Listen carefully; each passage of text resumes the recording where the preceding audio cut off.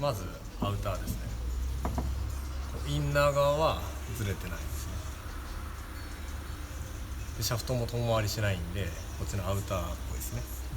あとはこっち側シャフト遠回りするんでインナーですよね。